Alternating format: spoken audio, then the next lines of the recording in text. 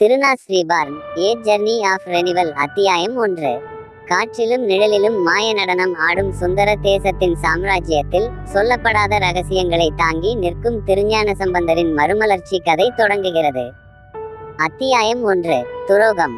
ஒருமுறை திருநாஸ் நம்பிக்கையின் கலங்கரை விளக்கமாக நின்றார். ஒரு இளவரசர் தனது மக்களால் நேசிக்கப்பட்டார் மற்றும் அவரது குடும்பத்தினரால் மதிக்கப்பட்டார்.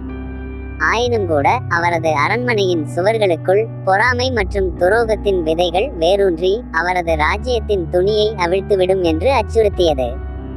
சுந்தர தேசத்தில் அந்தி சாயும் போது ஒரு இருண்ட உருவம் சக்தியின் தாழ்வாரங்கள் வழியாக அமைதியான நோக்கத்துடன் நகர்ந்தது.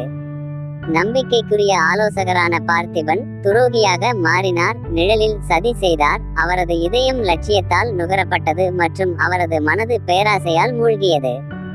தனது தீராத அதிகார தாகத்தால் உந்தப்பட்ட பார்த்திபன் திருநாசின் சொந்த சதையையும் இரத்தத்தையும் சிக்க வைக்கும் வஞ்சக வலையை பின்னினார். கிசுகிசுப்பான வாக்குறுதிகளாலும் பொய்யான உண்மைகளாலும் திருநாசின் குடும்பத்தை அவருக்கு எதிராக திருப்பி அவர்களின் இதயங்களில் சந்தேகத்தையும் விதைத்தார்.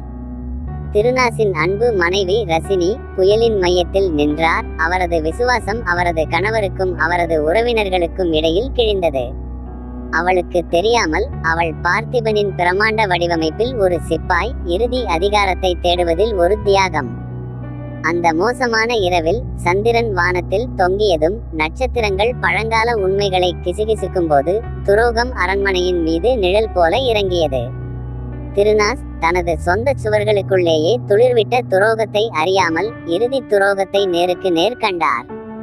துக்கத்தால் கனத்த இதயங்களுடனும் ஏமாற்றத்தால் மேகமூட்டப்பட்ட மனங்களுடனும் பார்த்திபனின் பொய்களால் தூண்டப்பட்ட பைத்தியக்காரத்தனத்தால் திருநாசின் சொந்த குடும்பமே அவருக்கு எதிராக திரும்பியது. இதனால் ஏற்பட்ட குழப்பத்தில் துரோகத்தின் குத்துச்சண்டைக்கு பலியான திருஞானத்தின் வாழ்வின் ஒளியான ரசினி தன் சொந்த கையால் தன் வாழ்க்கை அணைக்கப்பட்டது. ஆனால் இருள் சூழ்ந்துவிடும் என்று அச்சுறுத்திய போதும் திருஞானம் அடிபணிய மறுத்துவிட்டார். அவரது வலிமையின் கடைசி சுவடுகளுடன் அவர் துரோகத்தின் அலைக்கு எதிராக எதிர்த்து நின்றார். அவரது ஆவி உடைக்கப்படவில்லை மற்றும் அவரது உறுதிப்பாடு அசையாது. துரோகத்தின் எதிரொலிகள் அரண்மனை அரங்குகளில் எதிரொலிக்க திருநாஸ் தனது இறுதி தருணங்களை நேர்மையான கோபத்தில் பிறந்த தெளிவுடன் எதிர்கொண்டார்.